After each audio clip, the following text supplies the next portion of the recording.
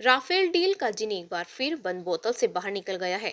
इस मामले को लेकर कांग्रेस अब सीधे तौर पर केंद्र सरकार पर अटैकिंग मोड में दिख रही है। देहरादून में कांग्रेस की राष्ट्रीय प्रवक्ता रागिनी नायक ने राफेल डील को लेकर केंद्र सरकार पर जमकर हमला बोला। कांग्रेस के कई केंद्रीय नेता अब विभिन्न प्रदेशों में पहुंचकर इस मामले को लेकर केंद्र सरकार पर हमलावर हो रहे हैं। रागिनी नायक ने कहा कि मोदी सरकार सीबीआई और ईडी के माध्यम से पूरे मामले को ढक रहे हैं। मॉरिशस सरकार के दस्तावेज से मोदी सरकार का घोटाला खुल गया है। सीबीआई और ईडी मोदी सरकार की कठपुतली है। उन्होंने कहा कि देश का सबसे बड़ा रक्षक घोटाला मोदी सरकार द्वारा किया गया है। रागिनी नायर ने कहा कि ईडी के छापेमारी में एक डॉल बीजेपी के पास राफेल बिल की सारी संवेदनशील दस्तावेज मिले हैं, लिहाजा ये देशद्रोही का मामला है। साथ ही केंद्र सरकार पर सवाल खड़े करते हुए कि एंटी करप्शन क्लोज क्यों हटाया गया, डॉक्यूमेंट्री लीक होने पर क्यों नहीं कार्रवाई हुई। यही नहीं, चीन और पाक लगातार देश की सीमा पर घुसपैठ में लगा है, लेकिन ये 56 इंच की सरकार शांत बैठी है।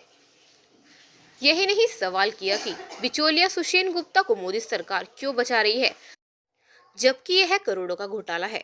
देश के आम लोगों के खून पसीने के पैसे का लूट है। रागिनी ने कहा कि मोदी सरकार तानाशाही की सरकार है। हिंदू धर्म और हिंदुत्व दोनों एक नहीं है। बीजेपी नेता हिंदू मुसलमान, कब्रिस्तान, शमशान, मुसलमान, पाकिस्तान को छोड़कर चुनाव नहीं लड़ सकते। सबसे बड़ा टुकड़े टुकड़े गैंग आरएसएस है, जो आज भी देश को तोड़ो और राज करो के एजेंडे पर काम कर रहे हैं।